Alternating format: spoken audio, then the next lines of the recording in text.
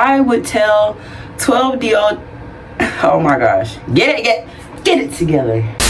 Okay, so if you can introduce yourself. Bitch, please. Y'all know who the fuck I am.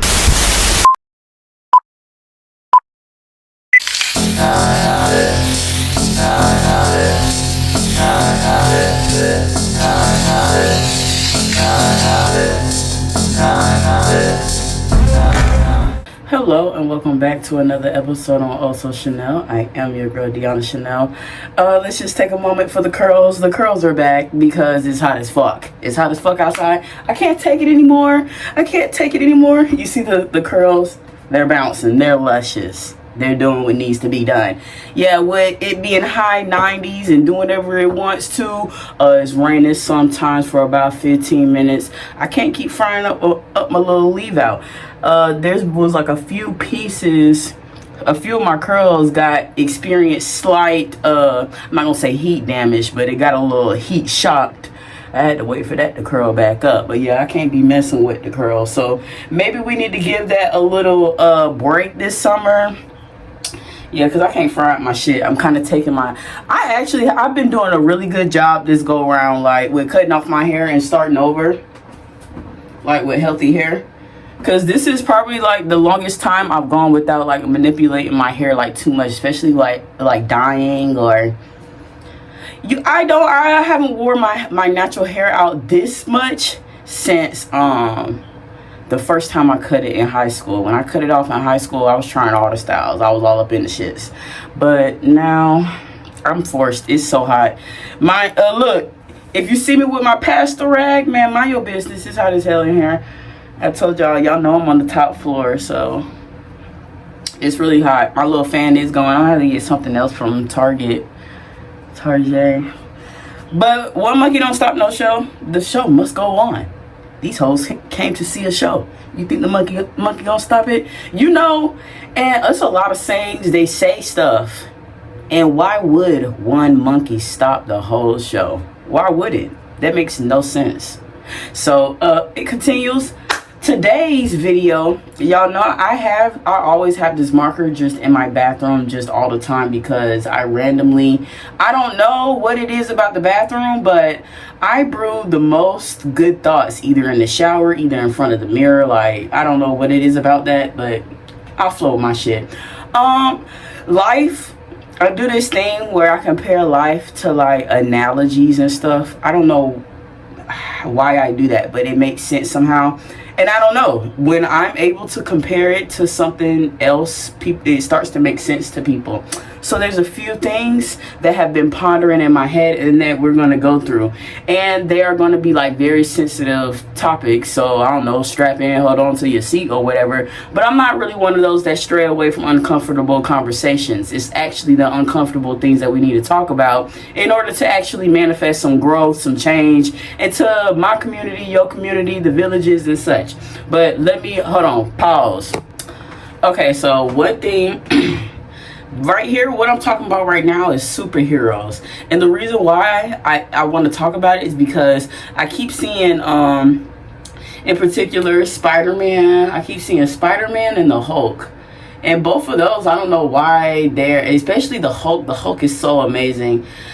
Who's your Hulk? I don't know who your Hulk is, but my Hulk is, I think his name is Edward Norton. Let me look it up, but that's my Hulk. I don't know what version you like, but that's my Hulk. It is Edward Norton. Okay, but something that's been ringing to me about superheroes, especially these two, something happened to them, right? And it could have been such a negative thing. It was like the Achilles heel somehow flipped and ended up turning into their good, especially the Hulk. Not this particular one, not Edward Norton, but it was the other one, the most recent one that was a part of like the Avengers or whatever, like this recent series. It's this one scene of him. It's this big thing coming down, like they're in a fight, and it's this big alien thing coming towards the Hulk. And everybody's like, you know, Hulk, like, what's going on? Like, why aren't you mad? He's like, that's the whole point. I'm always mad. And he turns around and instantly, boom, like, he's on his shit. Like, he is instantly in that mode. And that's that shit that's so powerful to me because, you know, all throughout, you've seen the story about the Hulk. Something happened to him and he realizes like how dangerous it is and, you know, how fragile he is in this state of like weakness with whatever has happened to him. I'm pretty sure I think it was like a test experiment. I need to rewatch it again. There's a lot of things I need to rewatch because my memory is just shot. But I'm almost certain it was like one of those science experiments that kind of went bad for him or whatever. So I need to look back. But he got control of it. He was doing things. This man moved to Edward Norton in one of his movies when he was the Hulk. He moved all the way to like some Asian country. He ducked off. He started learning. He was like a scientist as well. It had to be an experiment going back. But he was a scientist as well. He took time to study himself. He took time to step away and figure out. You remember he was looking for that flower and still like in communication with someone, trying to figure out how to manage it. And he had that reason I keep talking about my wrist is that little the heart rate monitor that will always tell him, you know, when he getting just a little too fired up and he might show a little something. He did things to mask his Achilles heel, but then he uses it for good. He uses it to fight crime. So it's just like, how can you that's the difference between a superhero and a villain. Somebody who experiences some shit. Yeah, we all go through shit, and I don't even know how I got here because I'm usually one of those. It's easy for me to sit and soak up in some shit, but that's the difference between superheroes and villains. Superheroes, they realize what the fuck is going on. Yeah, it's bad. I mean, it is what it is. What can we do with this though? How can we, you know, do the right things with this? Villains, you know what they do? They make sob ass stories because if you want me to be honest, something happens to everybody. It's inevitable.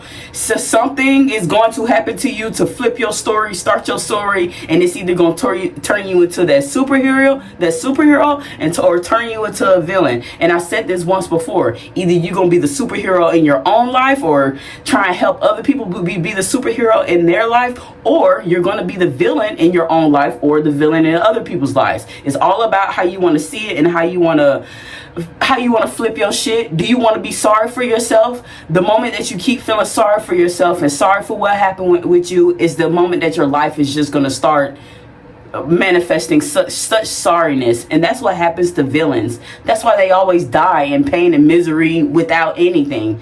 Like I don't know, it's just like so much truth and such fictional crap. It's crazy. I believe that honestly we all have it is not even like I'm getting greasy. It's just I'm getting sweaty. I kind of like it though, but that ain't cute. Hold on. It's all about perspective. That's why my 3 little things that I say that I talk about: culture, vlogs, and perspective. I try and tell people all the time, you know, that we were talking about sayings earlier. And you know, people always talk about that saying about the glass being half empty, half full. You always need to look at your glass half full and how can you fill it to make it full and overflowing. Do you understand me? It's never empty.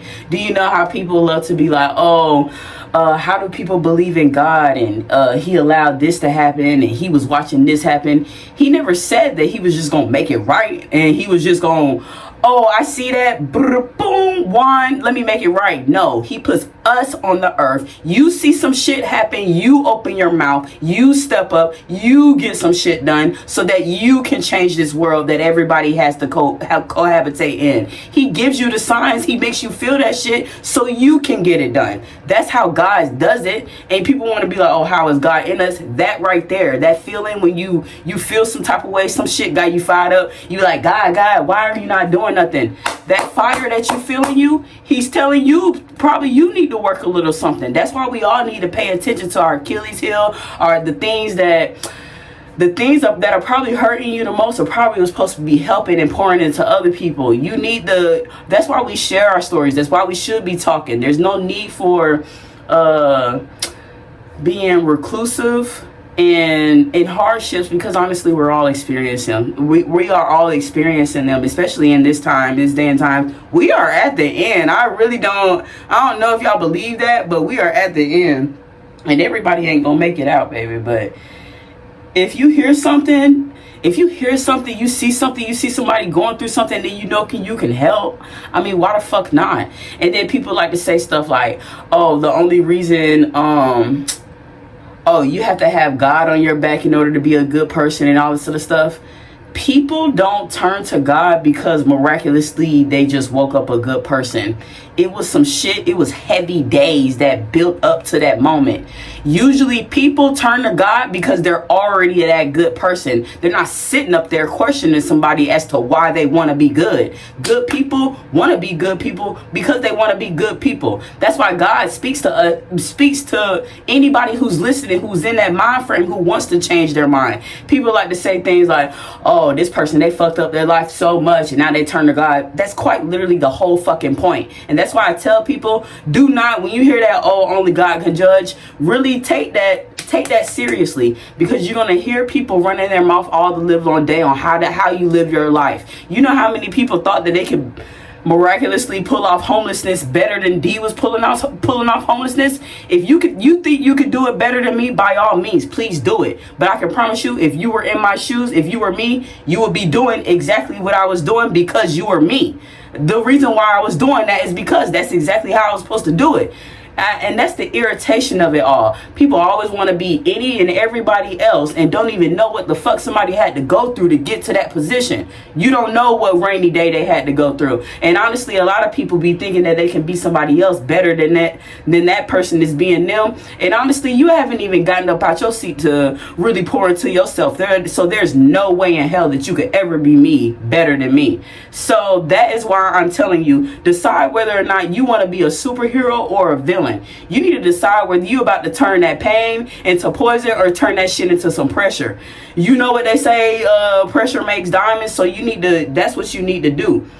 Spider-Man out here saving the world and doing his little webs up there in the studio in the lab. I think did he get his girl? Did he ever get his girl? I don't know if he got his girl. I think he got his girl, Mary Jane. I don't know for real, but in every universe, Spider-Man is that nigga. Spider-Man. I hope I keep saying Spider-Man. I hope I'm not saying Superman. I don't know Superman for real. Even the Hulk is still that nigga. I mean, the amazement. Do you know how many people end up in the grave behind bars, just in negative situations because they cannot control their anger? And this man was like, it's funny to me how it's fictional that his anger is his Achilles heel because it makes him strong and, he turns into a beast. But do you know how real that is with pretty much most of us in real life? Most of us get mad and turn to a beast, turn into somebody that's absolutely recognizable. But you want to know what? There's no issue with that. Well, there is issue with being that. There is an issue with being that person. But while you are in that mode, you need to learn how to control that. You need to learn how to use that for good. I would tell 12-year-old Deanna that just because you try hard and you work really hard for something does not mean you're going to get it. I would tell her that, and I would tell her, feel it. Feel how you feel. Your feelings are fact. And that's what I would tell her. And that might be even a mouthful, but even when you hear stuff as a child, you don't know the magnitude of it, but it would make sense now, because people like to act like feelings are not fact, but that's quite literally why we do anything in life. That's quite literally why anything gets done in life. If I want some more money, I'm feeling like I'm broke, I'm gonna go do something to make some more money. Some people go get high because they're feeling a little something. Some people go, I don't know, have babies because they're missing a little something. They're feeling like they're missing a little something, or they think that they feel like the baby's gonna add a little something they love. It's like, regardless of how anybody feels about it, feelings are fact. My feelings may not be fact to you, but they're fact to me because that's all that I'm experiencing right now. And sometimes I just want to create like a new like process of the mind where feelings is the first place we start when it comes to breaking down how we get to the end game. And no, I don't expect you to care about my feelings, but I wouldn't even talk to somebody who didn't give a fuck about my feelings. I would sit there and break down and say, hey, yeah, let's sit in your feelings. Let's talk about why you're feeling that way. Did something else happen? And then we go down the line on the logical part. People love to either, in situations, they love to either, you need to just act emotional or be logical. No, sometimes both parts are required for proper decision making.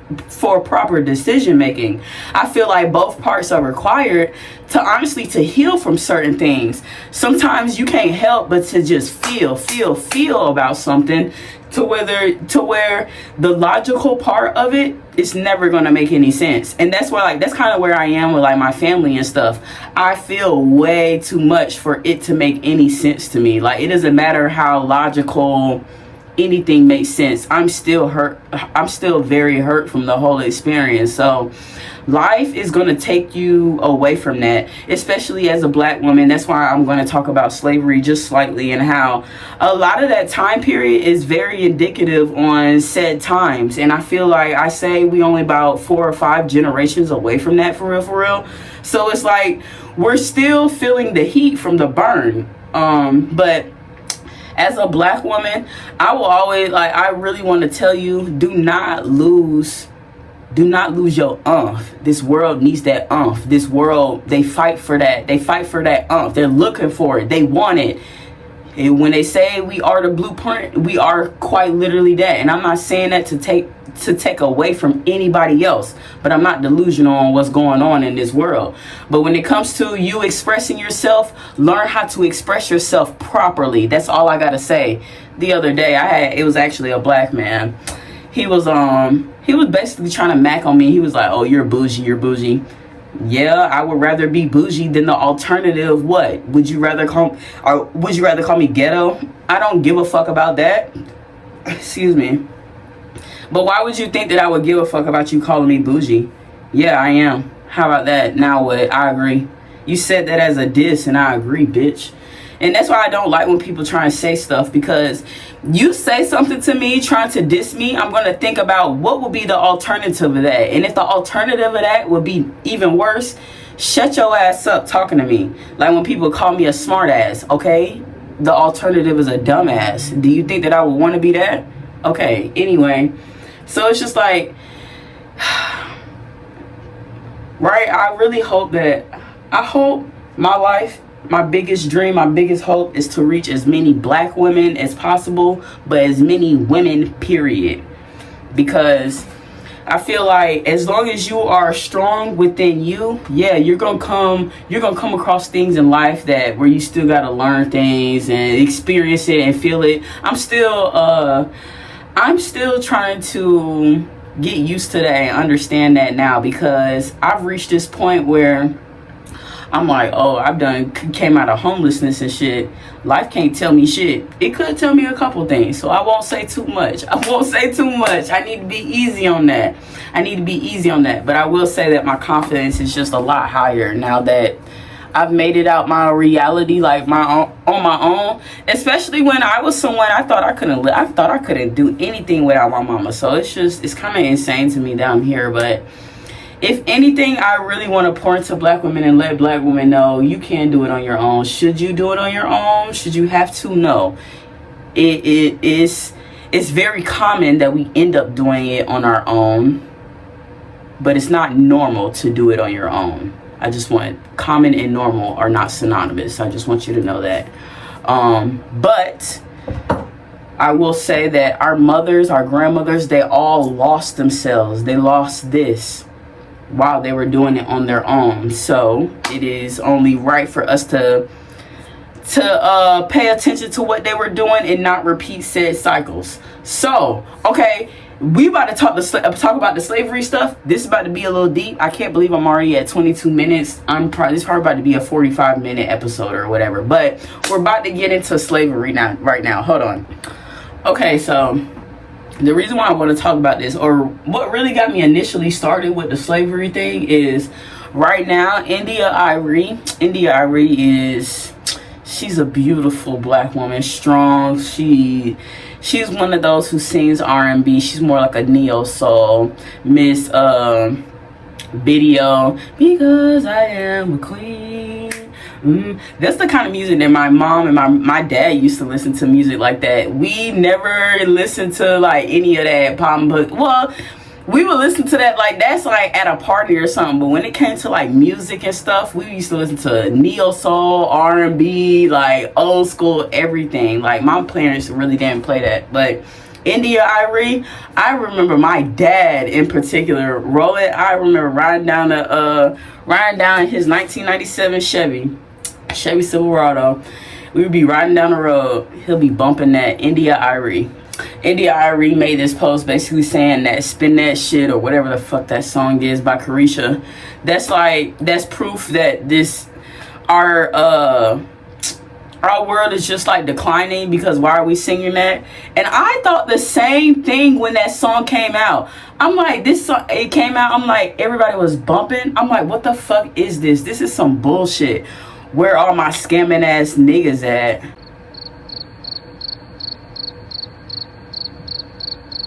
Spin that shit. And I don't know, that's why they see us like that. And people, and they like black individuals, and I'm always talking about my community. I don't care, because y'all, every time we talk about us, it just seems to be like this war. They be like, oh, coon. You're the fucking coon, because you just want us to fucking look bad. And I'm so sick of that. That's why they see us like shit. But scamming ass niggas yeah, India.Arie is right. She is so right.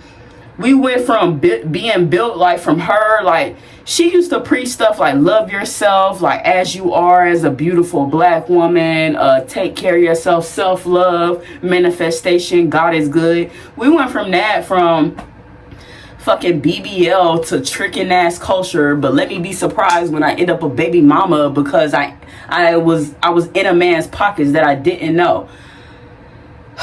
As you can see, I'm fired up about it. It's some bullshit. It's some fucking bullshit. So that's why I'm about to talk about this. What I want to say about slavery. Okay. Experiments. I don't know what. In some movies they'll take a group of, like, we'll say 100 people. I'll say you take a group of 100 birds, right? These same birds have grown up in cruelty. Just, they don't know anything. Just do work. The birds are the slaves. That's what we're talking about. So that we're clear.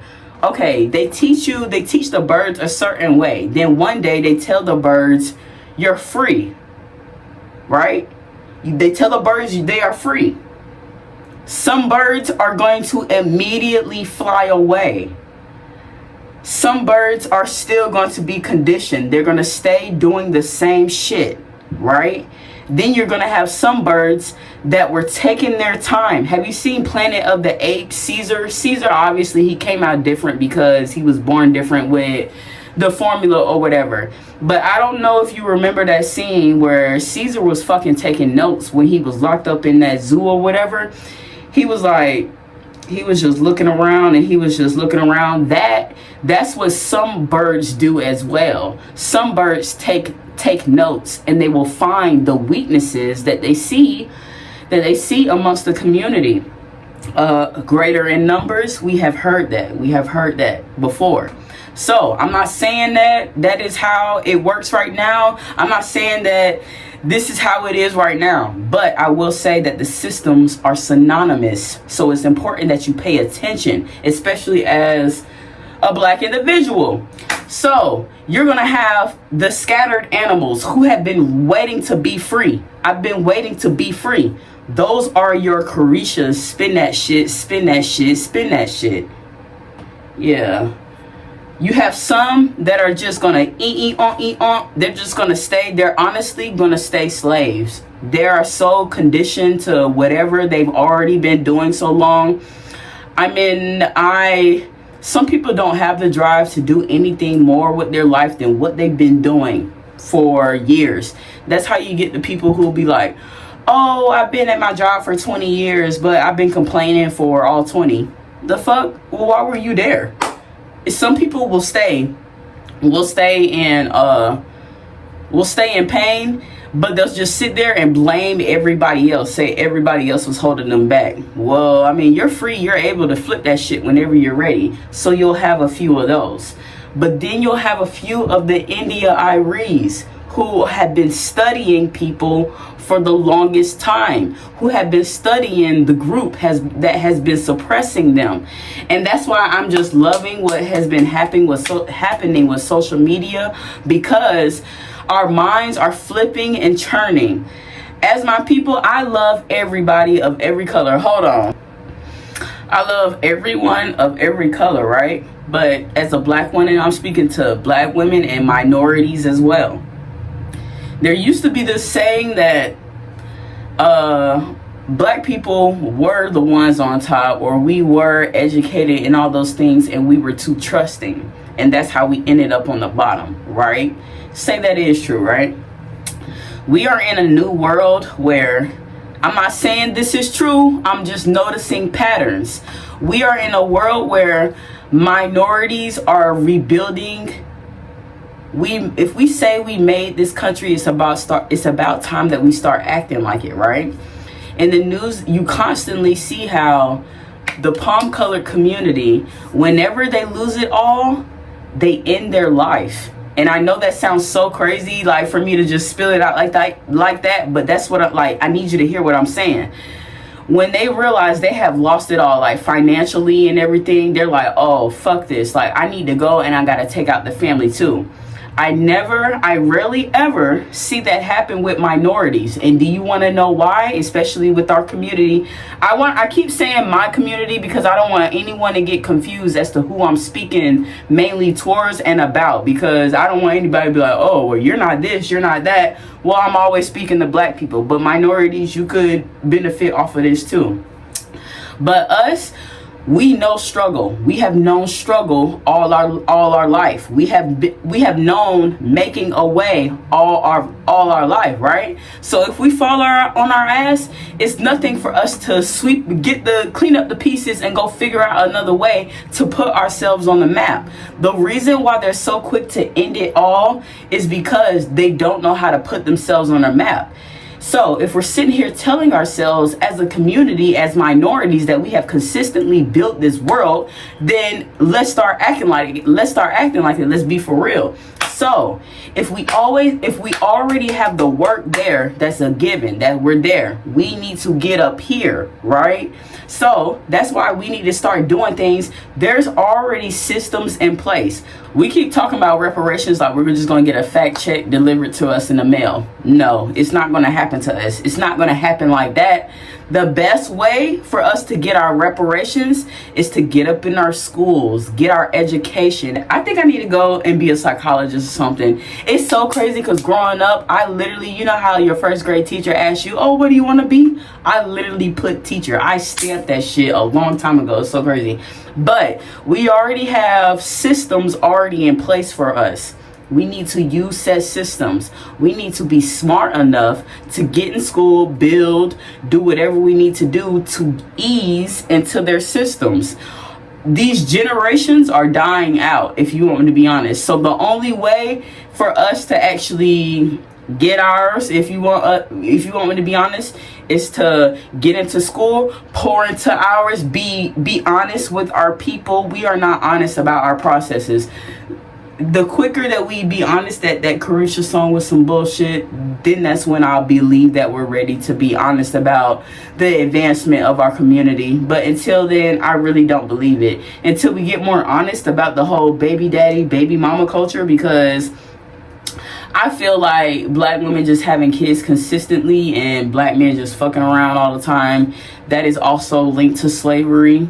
Like, it's just, They're erasing us in front of our eyes, so it's very important. They're getting rid of our books. They're getting rid of everything. So it's just very important for us to spread the knowledge, even if it is word of mouth. And you know how telephone works, but get your books, go to your libraries, go to Amazon, get your hard copies. They're not teaching. You need to teach your kids as well how important it is to be black. It's not just important to be black just because they want to beat us up every day. It's not important to be black just because you got a target on your back as soon as you come out your mama's womb. It's so much more than that. It's important to be black because we have endured some and then we need to go get some more. That is why it's important to be black. It's important to be black because we're the whole blueprint. We're the reason why the whole world hates us. They hate us because they ain't us. And I'm not discrediting any. If you are not in that hateful group, I'm not talking about you, but I will always talk about my community. I am black before I am ever a woman. I will always say that. I am always black. I will never stop going hard for my community. So I just wanted to let that be known. But that's how we get our reparations, by using our mind. I feel like we are so smart, and I just want to say something to like the younger generation. The younger generation, they are way more fiery, way more reactive, right? And they are like, we need to get to them sooner, because while they are reactive and they act quicker and they have no problem just being about that business, we need to pour into them and let them know why they need to be about that business. Some of them are getting, some of our young, like our youth, they're getting into trouble. They're riled up and don't even know how to be riled up properly. You know, they're getting themselves in trouble. So so it's just like, it's so many reasons why it's important for us as the community before them to kind of preach and show something just a little bit different and show them why it's important.